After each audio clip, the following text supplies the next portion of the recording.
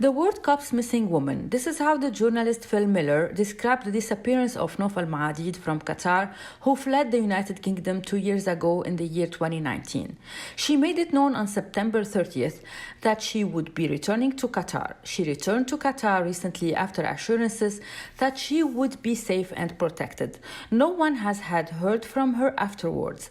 Therefore, most likely she was killed by her family or by someone whose identity is not known yet. According to the British newspaper The Guardian, a women's rights activist has vanished after returning from the UK. It stated, human rights groups are demanding Qatari authorities show proof of life for a feminist activist amid growing fears that she has been killed or detained. Noof Al Maadeed has been missing since mid-October after returning to Qatar from the UK. The young activist fled the Gulf Kingdom 2 years ago, documenting her escape on social media after alleged attempts on her life. She had recently returned to Qatar after being given reassurance by the authorities that she was safe. Moreover, the writer Ruth Mickelson quoted Noof saying that, "If I'm not on social media, I'm dead." Human Rights Watch is urging the government of the UK to announce what happened to Noof by submitting this question to the government's authorities in Al Doha. The British government has not done this yet. So far, no foreign country has pressed the Qatari government for information on the whereabouts of Noof. Several human rights sources have even raised the possibility of a potential boycott of the World Cup in the year 2022 unless the status of Noof has been determined. This how things developed. Al Maadeed was absent from social media on October 13th.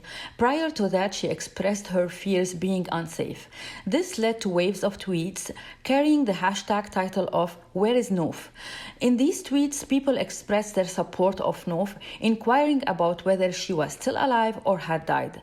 No one has been able to verify what Qatari women's rights activist and scholar Dr. Amal Al-Malki released on October 15th, that a reliable source told her that Al Maadeed was not in any way of harm.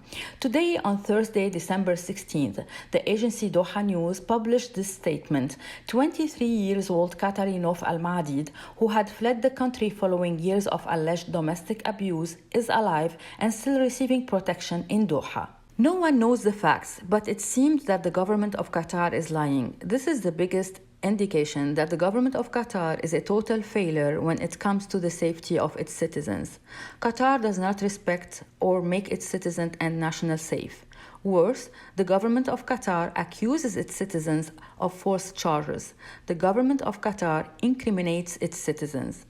In addition, it is obvious that Al Jazeera is lying about the bad treatment Noof got since she returned to Qatar and before her mysterious disappearance. This comes as the media in most of the countries in the world are demanding answers to what happened to Noof. This is also a proof that the Qatari government did not respond to the pleas by Noof not to let her family make a revenge against her. Most importantly, human rights groups and activists are ignored in Qatar. Qatar does not respond or honor human rights principles.